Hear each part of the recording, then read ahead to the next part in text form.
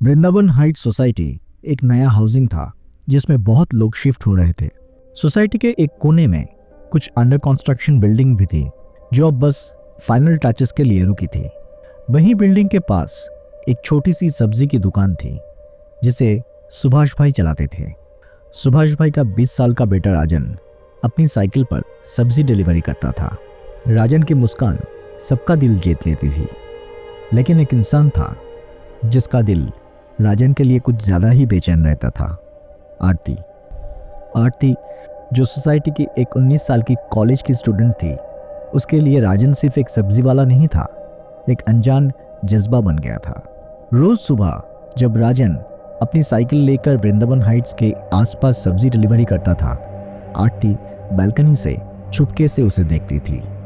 उसकी मासूम मुस्कान, पसीने से भीगे चेहरे और अपने पिता के लिए मेहनत करते हुए वो एक हीरो लगता था। एक दिन आरती ने हिम्मत करके उससे पूछ लिया, राजन, तुम इतनी मेहनत क्यों करते हो? तुम्हें तो अभी कॉलेज जाना चाहिए। राजन बस हंसकर कहा कि स्कूल के बाद उसे पढ़ने की और इच्छा था, पर ये दुकान चलाने के लिए उसे वो सपना छोड़ना पड़ा। इसके बाद से दोनों की दोस्ती और बढ़ने लगी। आरती बाजार के छोटे छोटे काम के बहाने से राजन के पास जाने लगी। वो दोनों छुप छुप कर सोसाइटी के पास वाली छोटी सी लेक के पास मिलते थे। राजन के सिंपल सपने और आरती के बड़े ख्वाब एक अजीब सी कहानी लिख रहे थे। आरती और राजन का ये रिश्ता सोसाइटी के कुछ लोकल लड़कों के लिए एक नज़र का कांटा बन गया था। उसमें से एक लड़का था निशान, जिसको आरती बहुत पसंद आया था, पर आरती उसे बिल्कुल पसंद नहीं करती थी। निशांत और उसके दोस्तों को राजन से जलन होने लगी थी। एक दिन उन लड़कों ने राजन को धमकी दी, आरती से मिलना बंद कर, ये तेरी औकात के बाहर है। राजन चुप रहा, लेकिन उनके आंखों में उसने एक अजीब सी नफरत देखी। राजन ने आरती से कहा कि वो उसे दूर रहे, लेकिन आरती ने इसका मजाक उड़ाया। उसने कहा, तुम्हें इनसे डर लगता है? तुम तो मेरा हीरो हो ना। एक दिन आरती सुबह बालकनी में राजन का इंतजार कर रही थी, लेकिन राजन नहीं आया। उसका दिल घबरा गया। दिनों महीने में बदल गए, पर राजन का कोई खबर नहीं मिला। सुभाष भाई भी कुछ दिन बाद वहां से चले गए। आरती बिल्कुल अकेली पड़ गई। राजन की याद उसकी मन से नहीं उतर रही थी। एक रात आरती पानी पीने के लिए बिस्तर से उठी, पर उसके पैर रुक गए। वो देखा कि सामने अंधेरे कॉरिडोर में राजन खड़ा है। उसका शरीर खून से भर गया है, कपड़ों पर भी खून बह रहा है। वो बस एक ही बात बोला, आरती, मुझे इंसाफ चाहिए। आरती ने उसके साथ बात करने की कोशिश की, लेकिन वो उसे दूर चला गया। जब आरती लौटी तो उसका चेहरा पसीने से भीगा था। अगली रात उसने फिर राजन का देखा और ये सिलसिला जारी रहा, और हर बार राजन के शब्द और भी तीखे और दर्दनाक होते गए। उस बिल्डिंग के लोगों को भी अजीब हादसे महसूस होने लगे। एक रात एक वॉचमैन ने देखा कि अंडर कंस्ट्रक्शन बिल्डिंग में एक परछाई चल रही है। जब उसने आवाज़ लगाई तो एक तेज ठंडा झोंका आया और लाइट्स बंद हो गई।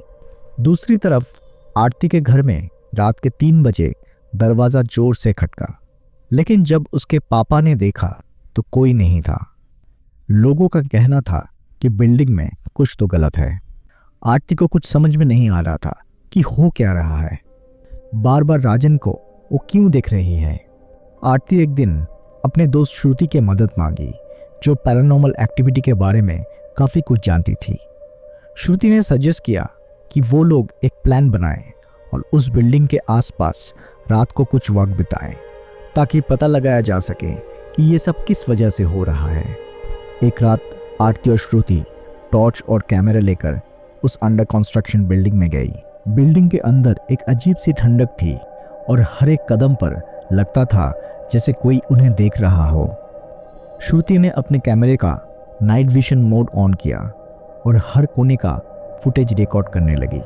जब दोनों तीसरे फ्लोर पर पहुंचे तो उन्होंने एक कोने से हल्की सी सिसकियों की आवाज़ सुनी। आरती का दिल तेज धड़कने लगा, लेकिन श्रुति ने उसे हिम्मत बनाए रखने को कहा। जब दोनों आवाज़ के करीब पहुंचे तो उन्होंने देखा एक दीवार के पास कुछ लिखा हुआ है। मुझे इंसाफ चाहिए। श्रुति ने टॉर्च की रोशनी उस लिखावट पर डाली और उसके नीचे मिट्टी में राजन की साइकिल का एक पुराना हैंडल पड़ा था। आरती ये देखते हुए रो पड़ी। तभी एक तेज हवा का झोंका आया और दोनों के टॉर्चेस बंद हो गए। अंधेरे में दोनों ने एक मर्दाना आवाज सुनी, आरती मेरी कहानी समझने की कोशिश करो। आरती ने डर के बावजूद आवाज की तरफ देखा।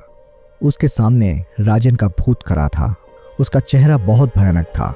राजन ने कहा, मुझे निशांत और उसके दोस्त ने मार दिया और उसके बाद इस बिल्डिंग के बेसमेंट में छुपा दिया। मुझे कुछ नहीं चाहिए, बस इंसाफ चाहिए। आरती और श्रुति ने डर के बावजूद उसके बात सुनने की कोशिश की। श्रुति ने कैमरा ऑन रखा और राजन की पूरी बात रिकॉर्ड कर ली। उसने बताया, निशांत और उसके दोस्तों ने एक रात उस पर जानलेवा हमला किया, सिर्फ इस वजह से कि वो आरती से मिलता था। राजन ने कहा, मैं सिर्फ तुमसे दोस्ती करना चाहता था, लेकिन उन्होंने मेरी जिंदगी खत्म कर दी। राजन का भूत धीरे धीरे हवा में घुल गया, लेकिन उसका एक आखिरी शब्द आरती के कान में गूंज रहा था, इंसाफ। अगली सुबह आरती और श्रुति ने वो रिकॉर्डिंग पुलिस को दे दी। पुलिस ने जब बिल्डिंग के बेसमेंट को खोद कर देखा तो वहां राजन का स्केलेटन मिला। निशांत और उसके दोस्तों को गिरफ्तार कर लिया गया और राजन को इंसाफ मिला। लेकिन कहानी यहीं ख़त्म नहीं होती। राजन के इंसाफ के बाद भी उस बिल्डिंग में अजीब हादसे होते रहे। लोगों का कहना था कि राजन का दुख उस जगह की दीवार और हवा में घुल गया है। वृंदावन हाइट्स सोसाइटी के लोगों ने वो अंडर कंस्ट्रक्शन बिल्डिंग खाली कर दी और कुछ ही महीनों में उस बिल्डिंग को तोड़ दिया गया। आरती के लिए ये एक लेसन बन गया। उसने अपनी ज़िंदगी में आगे बढ़ने की कोशिश की, लेकिन हर रात जब वो अपने कमरे की खिड़की से बाहर देखती थी तो उसे एक मुस्कुराता हुआ चेहरा याद आता था, राजन का।